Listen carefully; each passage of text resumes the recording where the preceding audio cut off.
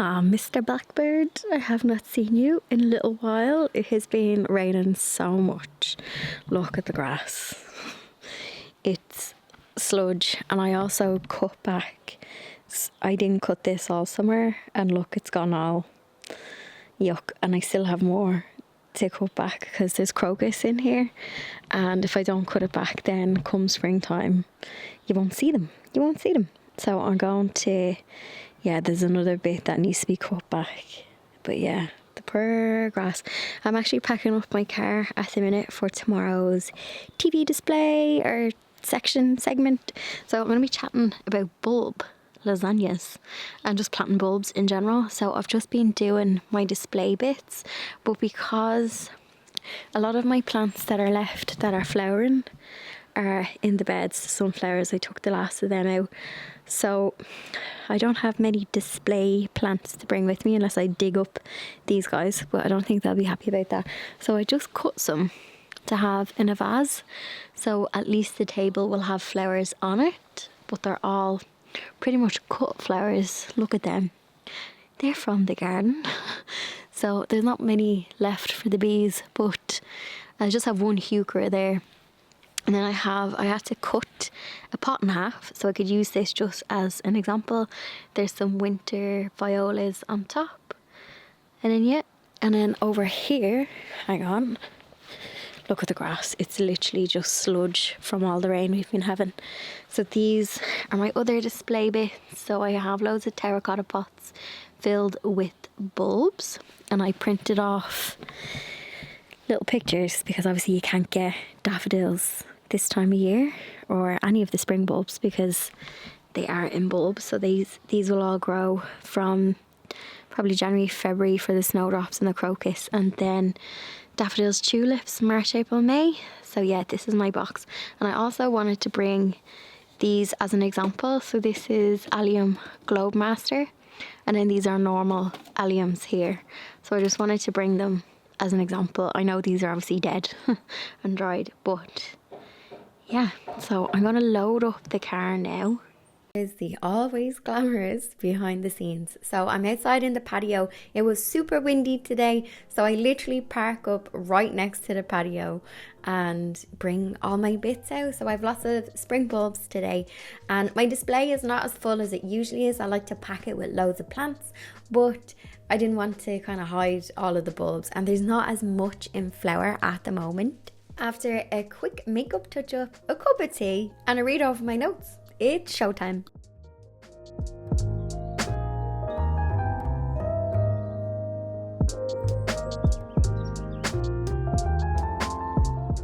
Well, hello. You join me from Le Poopy, Le Scoopy. I'm on litter box duty. It's a glamorous life. Oh, who's at the door? I come home from telly and now I am scooping poopy. So yeah. And I'm gonna get changed out of my lovely gooner. This is what I wore to the telly this morning. Bjorg might jump. They think me cleaning their box is like playtime. They have been sleeping. I sound like the mother of a newborn. They've actually been sleeping throughout the night, which is rare-ish for a cat or kittens. So I was up at 6:30 this morning. I would normally kind of get up at about 6:30, 7 during the week, and I bought them a lovely bed out of Home Sense, and they're sleeping. They followed me upstairs, and they've actually been sleeping where Blondie used to chill. So on that, it's like a storage canvas basket, not basket, it's like a zip thing. You would have seen it on Thursday's video when I was swapping out my clothes, and they have been sleeping on that. They did sleep on the bed with me, but I must have snored, or maybe they were afraid I was going to squish them. But the two of them they went to sleep under there, so I was like, okay. So yeah, the bed that I bought in the shop has been rendered useless. They have no interest in it. So, well, they have other little spots where they're sleeping, and they have like a little blanket now that they seem to like the smell of. So yeah, they come upstairs and sleep. So they kind of follow me. Have been like, if I go out to the garden, I've been leaving them for like half an hour and an hour, and then checking on them, and they've been fine. I obviously close off some of the areas down here, but they're eating loads because they're getting neutered in November. They're back in the vet on Monday for their second booster or their vaccine or whatever it is. Then they're booked in for November to be neutered, and neutering goes on their weight. So they are the correct weight to be neutered, but I'm hoping in another month's time they'll have put on, you can probably hear them chewing. I'm hoping that they'll have a bit more weight on them, because you know when they have, especially the girl, I think when a boy gets neutered, a male cat, it's not as bad. I don't even think they wear a cone, but I just know when females get neutered, it's a bit more of it's a bigger job, and they have the cones and the shaved, and Per Bjorg has a lovely fluffy coat, so she'll have like a little shaved patch, so she'll probably be a bit out of sorts for a bit. But I was like texting my friend's proud mother, I'm like, they had their poops. So they've had poops, lovely dirty litter box, so they've been pooping and peeping. Hi Bjorg. And yeah, they've been playing, and now they've been sleeping. The first day that they came, they were carnage. They were zoomies for like 6 hours straight, but apparently that's really normal for kittens when they go to a new environment. So yeah, I am going to finish cleaning this box, get changed, and then we will go into the garden and I'll get you cute kitten footage as well.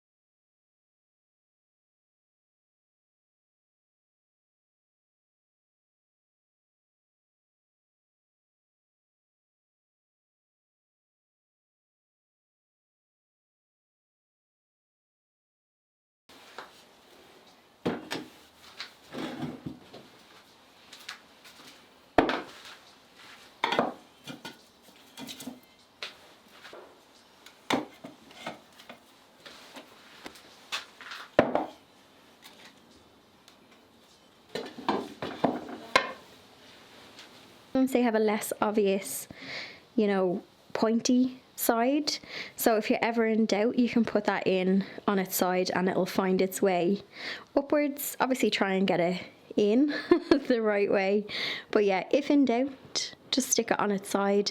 Over the years I have definitely put them in the wrong way. I did have some snowdrops, but I gave them to my neighbour. It was really windy on set today, so I had to stick the sticks through some of the bulbs so that my little sticks wouldn't blow away. So snowdrops, these are an early flowering variety, but I seen my neighbour when I came home and I gave them to him. I gave him a couple of crocus as well. I think he was actually putting them up on a graveyard to do a little spring kind of display. I do have some Muscari, which I think the common name is grape hyacinth, and this is actually one of my own, and as you can see, I'm going to zoom in, this has started to sprout, so I wanted to bring it just as an example. I did have more grit on top, but it fell out in the pot in my car, so you can see this one is growing. I remember this one flowered in December last year. I had forgotten all about this pot. Came outside, my nephew was playing like in the garden, because he loves, even if it's like winter, he'll be outside, and found this, which was in flower, and it was December, so it looks like it's going to possibly do the same. They're not big, whatever variety this is. I actually think I bought them in IKEA a couple of years ago. And then at the back I just have more daffodils, but I did a yellow stick for that one. And then this bunch of lovely flowers I am very, very proud of, because they are from the garden, the cut flower garden.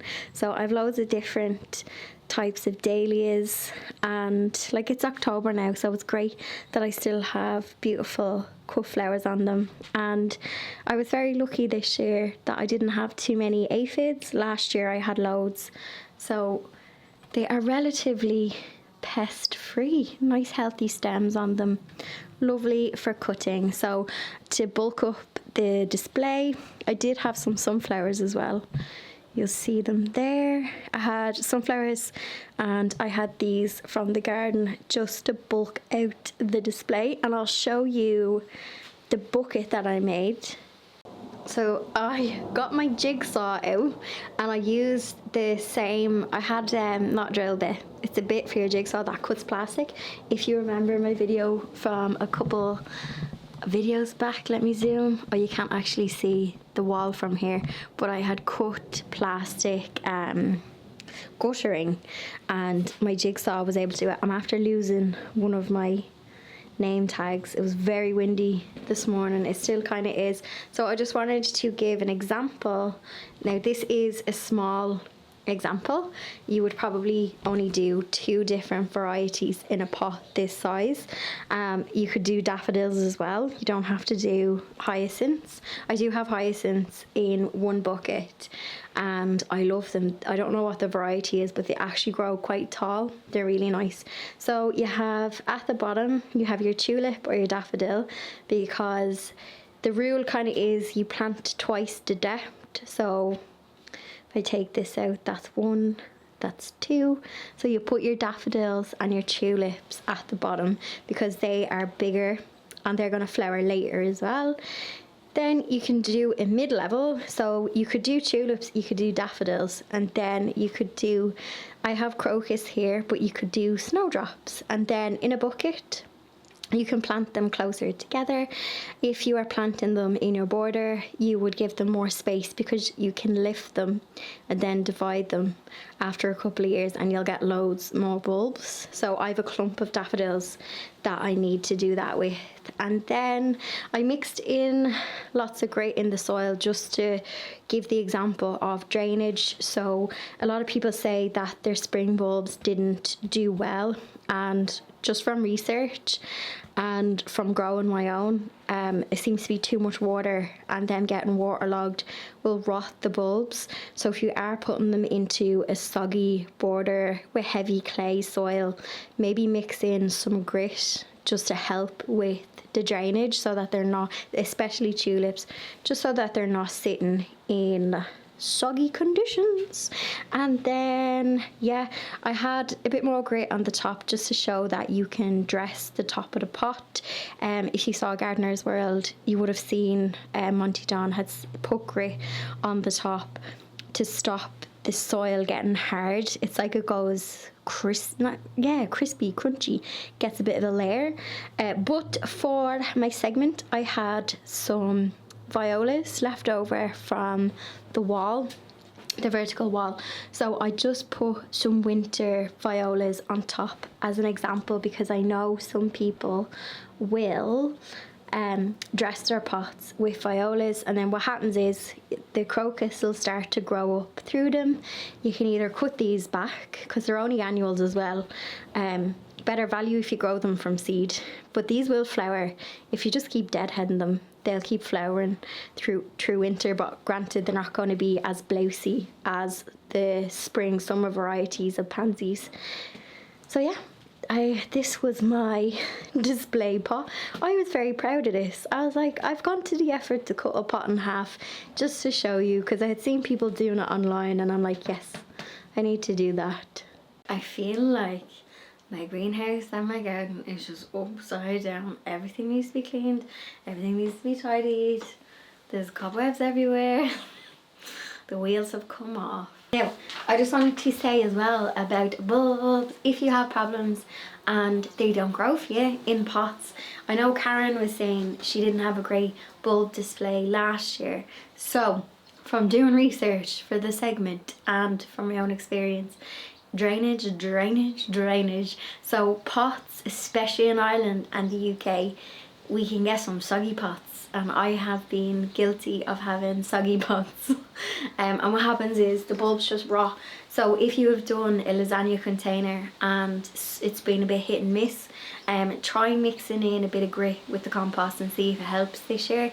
If you have a pot that didn't do well last year, take it out, check the bulbs. If any of the bulbs are nice, and I was nearly touching that itchy hyacinth there, if the bulbs are nice and firm and dryish, grand, replant them. But if you take one out and it is soggy and rotten, chuck it in the compost. And if it's gone really small as well, keep the nice big juicy bulbs and try again with your container, but this time mix in a bit of grit with the soil, see if that helps.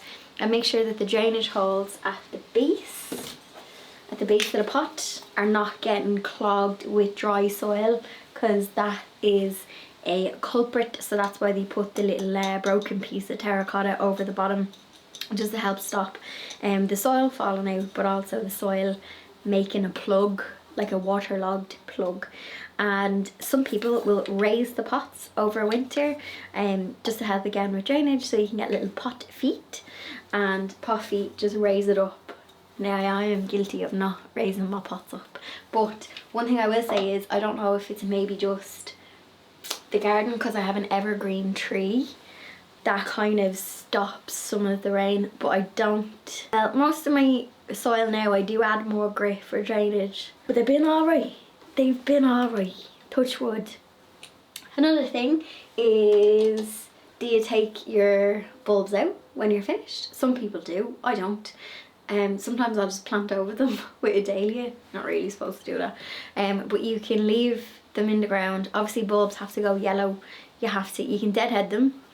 Then you have to let the stem go yellow so that the goodness goes back into the bulb. But we can discuss that in springtime, because I have loads of spring bulbs. So yeah, you just let them die back. You can't be too quick to cut them back to the ground, because you need to let the goodness go back into the soil. I would be a bit hesitant with daffodils. I'd be planting the foliage, which you're not supposed to do, but they still come back every year, so I'm on the fence about that. I plant the foliage, they still come back. But anyway, I'm sure people will like to debate that in the comment section, to plat or not to plat, the age-old question.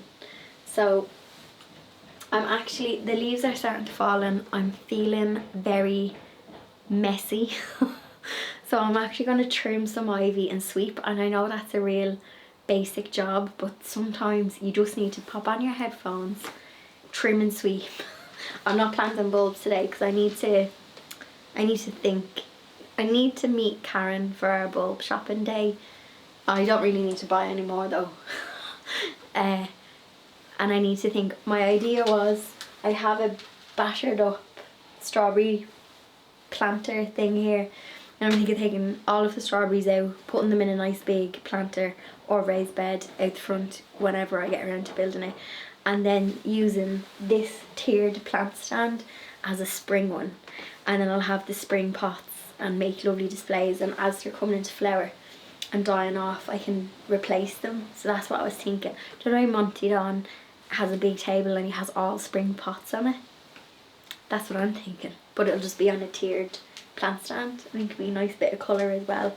So I'm thinking of doing lots of pots, and then as well, if I have a telly segment next year, I don't know if I will, my season could be up, at least I'll have pots that I can bring on as display. So I'm forward thinking. So yeah, I'm going to do a lot of pots this year, a lot of pots, because yeah, I have bulbs everywhere at this stage in the borders. So yeah.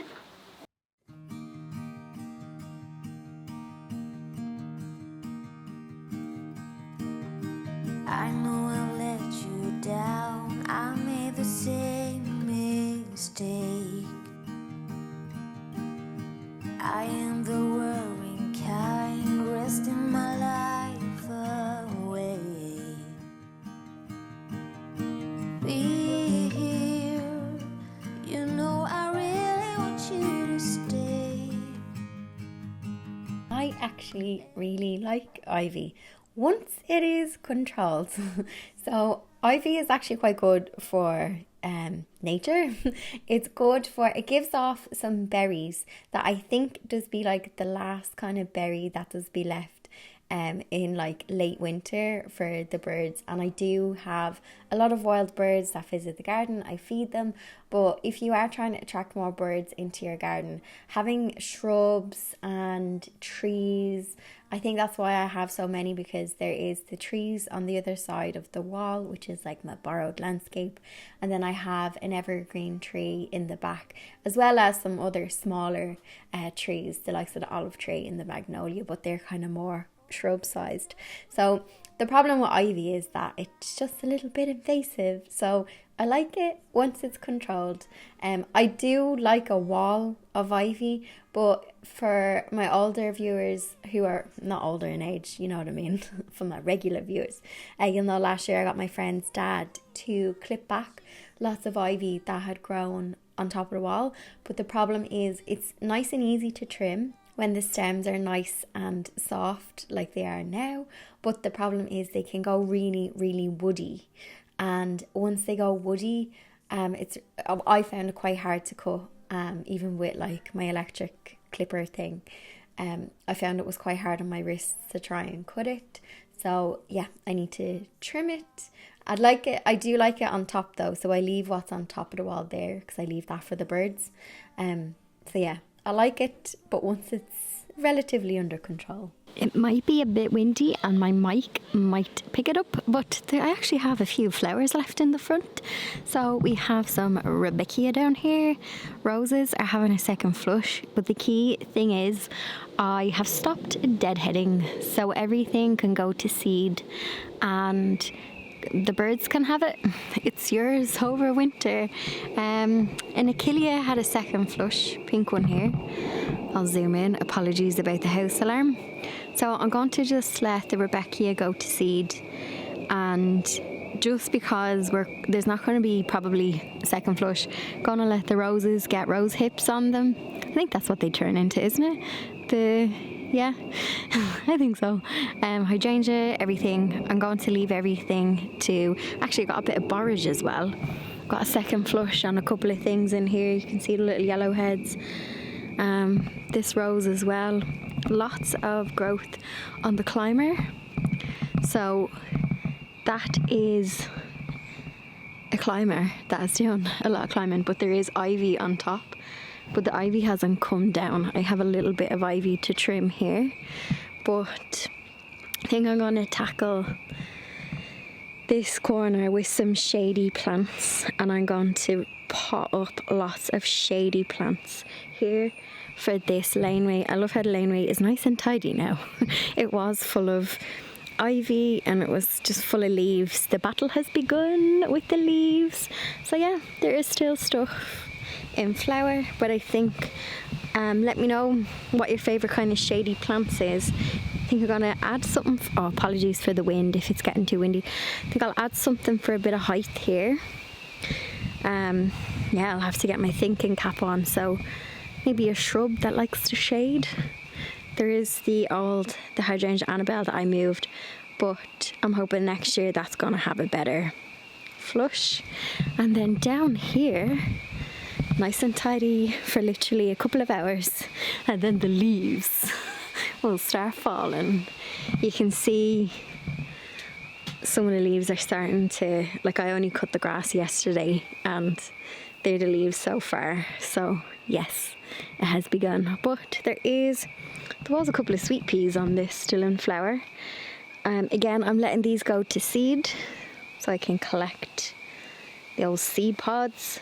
Now the dahlias, I did cut them yesterday so I could have display flowers, so they might go again. I have actually deadheaded the dahlias because they may go again until the end of October. I've also deadheaded the zinnias and the cosmos. Well, the cosmos are starting to die off, but this dahlia here needs a bit more deadheading, but that has been flowering well. There's a nice bit of sun coming in here. I've loads of parsley and everything over here. Don't mind the state of the greenhouse. It's like, just needs some TLC, but the light is lovely. I can definitely see the light levels are changing. it's getting dark now at about 7:30, 7:20. This good old pigeon. And yeah, I'm loving the bit of colour that's left on this, and then I just need to sort this. As you can see, some creeping buttercup has gotten in, so I think I might just take out all of the dead stuff. And I don't know, I could definitely put a winter crop or something on it. I don't want to leave the soil bare, so let me know. Is there a winter salad? Probably not. I actually don't know. Karen might actually know. She's a good one for doing the winter ones. I've left it too late to sow Brussels sprouts, but I wonder, could I put some Brussels sprout plugs in? Although last year I think I planted them August, September time, so I think I am too late. But let me know. I could also put a poly fleece over this, like a polytunnel cap on it, if I want to grow something. Because there's just tulips in this for cut flowers, but sure, there'll be no sign of them until February, March, and then I think they flowered in April. So yeah, here is how we're looking. Still a bit on the hydrangea here. Still a bit of greenery and foliage. Magnolia has had a good bit of growth.